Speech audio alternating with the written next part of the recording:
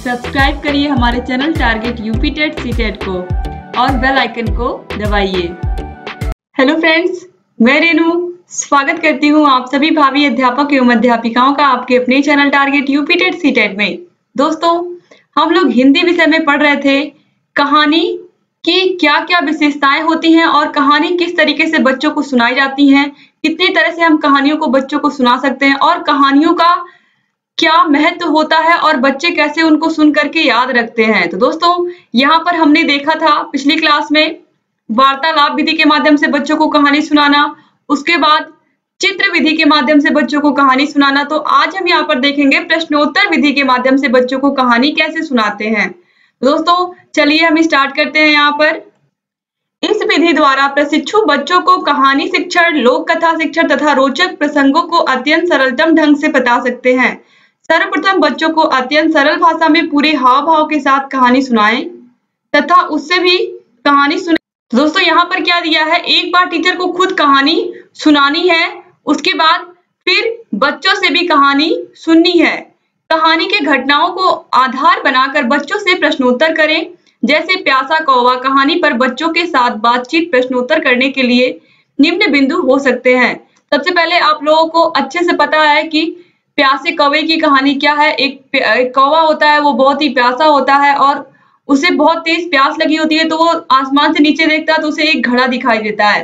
तो घड़े में उसकी तली में कुछ पानी होता है, तो उसको समझ में नहीं आता है कि मैं ये पानी कैसे इस पानी तक कैसे पहुंचूं, क्योंकि घड़े में पानी बिल्कुल नीचे होता है और कौवे का मुंह वहां तक पहुंच नहीं पाता है।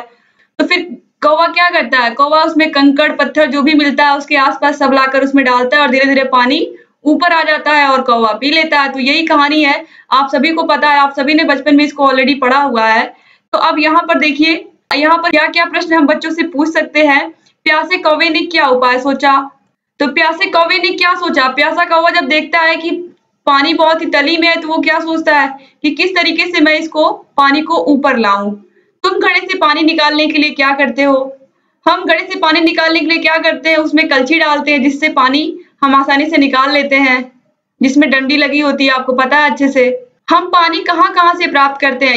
ये बहुत अच्छा प्रश्न है कि बच्चे, इससे पता चलेगा कि बच्चे किस जगह से पानी पीते हैं। बच्चे हैंडपंप से पानी निकालते हैं, बच्चे कुएं से पानी लाते हैं, बच्चे नदियों से पानी, और कौन कौन से पानी के स्रोत है। बच्चों को इस कहानी से बहुत सारी चीजें आप बता सकते हो और कौन कौन से पानी के स्रोत ऐसे होते हैं जिनमें पानी बिल्कुल स्वच्छ होता है, जो पीने लायक होता है। इसी प्रकार प्रश्नोत्तर का क्रम बढ़ाएं। कौवा, घड़ा, कंकड़ आदि का चित्र बच्चों द्वारा बनवाएं, उन्हें प्रोत्साहित करें तथा आवश्यकता अनुसार उनकी मदद करें। अब दोस्तों, यहाँ पर देखिए इसका मूल्यांकन हम कैसे करेंगे, क्योंकि ये चित्र विधि है। तो चित्र विधि में आप क्या कर सकते हो, प्यासा कौवा कहानी के अलग अलग कथा अंशों का चित्र निम्न प्रकार से तैयार करना है। कैसे? सबसे पहले आप क्या करोगे, कक्षा को 2 समूहों में बांट दोगे। एक समूह में क्या करोगे, एक समूह के बच्चों को आप उस कहानी का चित्र, उस चित्र को दे देंगे और जो दूसरे ग्रुप के बच्चे होंगे उनको आपको कहना है कि आपको इस चित्र को देख करके कहानी को कंप्लीट करना है। तो जो पहले ग्रुप के बच्चे होंगे वो उस कहानी को सीरियल में लगाएंगे और दूसरे बच्चे क्या बताएंगे, दूसरे ग्रुप के बच्चे उस कहानी को अपने मुख के द्वारा यानी कि मौखिक रूप से बोल करके उस कहानी को बताएंगे कि इस कहानी का सार क्या है और ये कहानी कैसे है। तो इस तरीके से चित्र के माध्यम से आसानी से बच्चों को समझ में भी आएगा और दोनों ग्रुप के बच्चे एक्साइटेड रहेंगे इस तरीके से कहानी को पढ़ने के लिए। तो ये बहुत ही अच्छी विधि है जो चित्रात्मक विधि होती है या चित्र के माध्यम से बच्चों को कहानी सुनाने की होती है। और बहुत सारी कहानियां हैं जिनको चित्र के माध्यम से आसानी से टीचर के द्वारा बच्चों को सिखाया जा सकता है। तो यहाँ पर बहुत ही सिंपल है, बस स्केचिंग करके आपको सभी के चित्र बना लेने हैं पहले। उसके बाद जब सभी चित्र तैयार हो जाए उस कहानी के, फिर उनको एक क्रम में जोड़ देना है। तो इस तरीके से पूरी कहानी बन करके तैयार हो जाती है। अब इसके बाद दोस्तों, जो दूसरी कहानी कहने की विधि है वो है कहानी कथन विधि। तो कहानी कथन विधि, इस विधि के अंतर्गत सर्वप्रथम प्रशिक्षु बच्चों को एक छोटी व रोचक कहानी हाव भाव के साथ सुनाएं। पुनः यही कहानी या उससे मिलती जुलती कहानी अपने शब्दों में सुनाने को कहें। इसी प्रकार मुर्गा लोमड़ी की कहानी सुनाने के बाद बच्चों से विभिन्न प्रश्नों द्वारा कहानी की में रोचकता लाई जा सकती है। तो दोस्तों, यहाँ पर कहने का मतलब है कि जो कहानी कथन विधि होती है वो बहुत ही इजी होती है, जिससे मैक्सिमम स्कूलों में टीचर इसी का उपयोग करते हैं। टीचर क्या करते हैं, सबसे पहले कोई कहानी सुना देते हैं। कोई कहानी मान लीजिए ऐसी लोमड़ी जो कहती है कि अंगूर खट्टे हैं।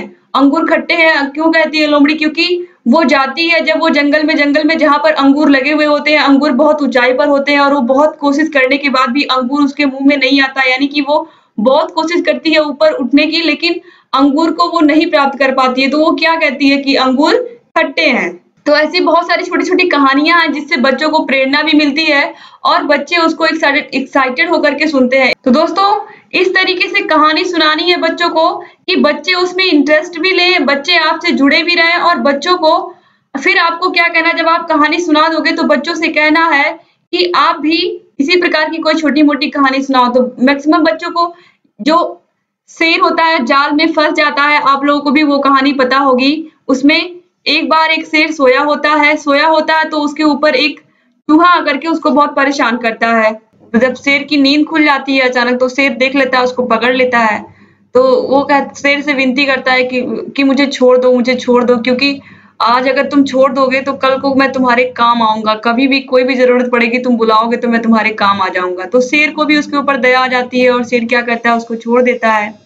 फिर कुछ दिन के बाद ऐसा होता है एक दिन अचानक कि शेर किसी कारणवश किसी शिकारी के जाल में फंस जाता है। तो जब वह जाल में फंस जाता है तो वह जोर-जोर से पुकारता है, तो जो चूहा होता है वो सुन लेता है, क्योंकि चूहे ने उससे कहा होता है जब कभी भी तुम मुसीबत में होगे और मुझे पुकारोगे तो मैं तुम्हारी मदद जरूर करूंगा। तो उस तरीके से चूहा आता है और उसको जो जाल में फंसा होता है शेर, उस जाल को काट देता है और शेर को आजाद कर देता है। तो इस तरीके से जो चूहा होता है, इस तरीके से चूहे में और शेर में मित्रता हो जाती है। तो यहाँ पर दोस्तों यही चीज़ है कहानी कथन विधि में, इस तरीके से आपको बच्चों को कोई भी कहानी सुनानी है कि बच्चे उस कहानी को सुन करके बहुत ही आनंदित हों। और एक बार जब बच्चे कहानी को सुन करके बहुत ही आनंदित होंगे और बच्चों को सारी चीज़ें उसमें समझ में आएँगी कहानी में, तो जब आप क्वेश्चन पूछोगे तो उसमें से बहुत सारे क्वेश्चन बच्चे निकालेंगे कि अगर किस तरीके से शेर क्यों जाने देता है चूहे को, और चूहे को किस तरीके से चूहे को पता चलता है कि शेर किसी मुसीबत में है।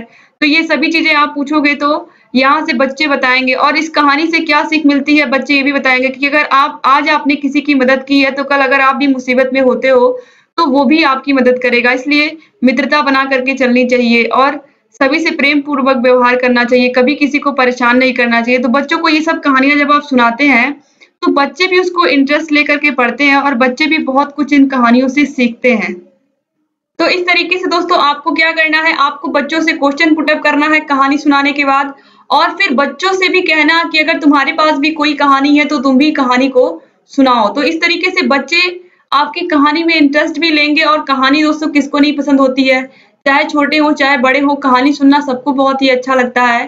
तो आज हमने देखा कि किस तरीके से हम प्रश्नोत्तर विधि से, और यहाँ पर आपने देखा कहानी कथन विधि से बच्चों को कहानी सुना सकते हो। तो चाहे प्रश्नोत्तर विधि हो या फिर कहानी कथन विधि हो, दोनों में बहुत ही कम अंतर है, क्योंकि दोनों में ही टीचर को कहानी सुनानी होती है।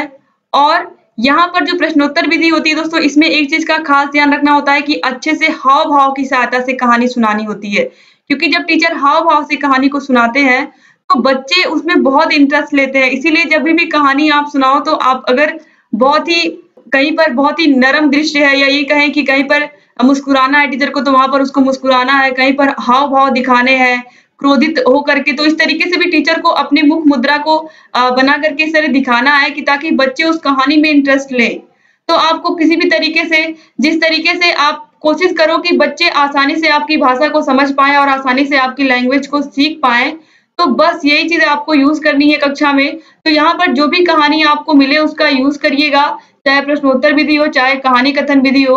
और आप इस तरीके से अगर कहानी को दिमाग में रखेंगे तो बहुत ही अच्छे से एग्जाम में, अगर चाहे प्रश्नोत्तर विधि से कोई क्वेश्चन आए, चाहे कहानी कथन विधि से, चाहे चित्र विधि से, किसी भी प्रकार से कोई भी क्वेश्चन आए, तो आप बहुत ही आसानी से बच्चों से इसके बारे में आप पूछ सकेंगे और बच्चे भी आसानी से आपको सभी के आंसर दे सकेंगे।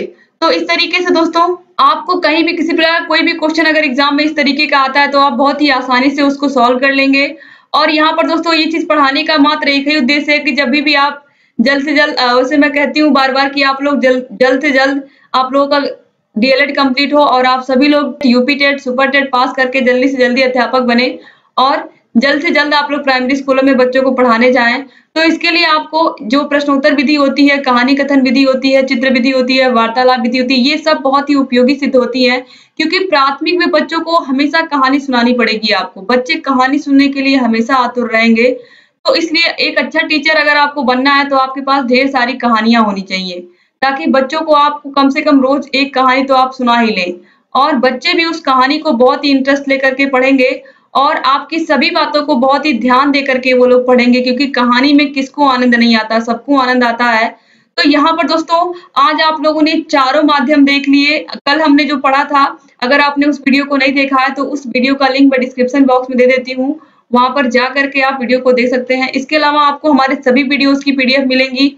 यहाँ पर दोस्तों जितने भी सब्जेक्ट हमने पढ़ाए हैं, आपको सभी सब्जेक्ट की पीडीएफ भी मिलेगी। पीडीएफ हमारी मिलती है हमारे टेलीग्राम चैनल पर। टेलीग्राम चैनल का लिंक आपको इसी वीडियो के नीचे डिस्क्रिप्शन बॉक्स में मिल जाएगा। वहां पर जा करके आप सभी वीडियोस को देख सकते हैं, और जहां कहीं भी आपको कोई भी दिक्कत है, आप हमसे कमेंट के माध्यम से पूछ सकते हैं। हम आपकी सभी समस्याओं का समाधान करेंगे। बस आपको अपनी कोई भी छोटी बड़ी समस्या है हमसे बतानी पड़ेगी। जब तक आप समस्या को बताओगे नहीं, तब तक हम उसका समाधान नहीं कर पाएंगे। दोस्तों हम लोगों ने आपके सभी प्रोजेक्ट वर्क भी कंप्लीट करवा दिए हैं। प्रोजेक्ट वर्क का हमने पूरा प्लेलिस्ट बना दिया है, उसकी प्लेलिस्ट की लिंक भी आपको डिस्क्रिप्शन बॉक्स में मिल जाएगी। इसके अलावा अगर आपको कहीं किसी प्रकार की समस्या है प्रोजेक्ट बनाने में, तो भी आप हमें मैसेज कर सकते हैं, क्योंकि हमने पूरी कोशिश की है कि कोई भी टॉपिक आपका छूटे ना, और जितना भी हो सके आपको बेस्ट से बेस्ट कंटेंट हम देने की कोशिश हमेशा करते हैं, और आगे भी ऐसे देते रहेंगे।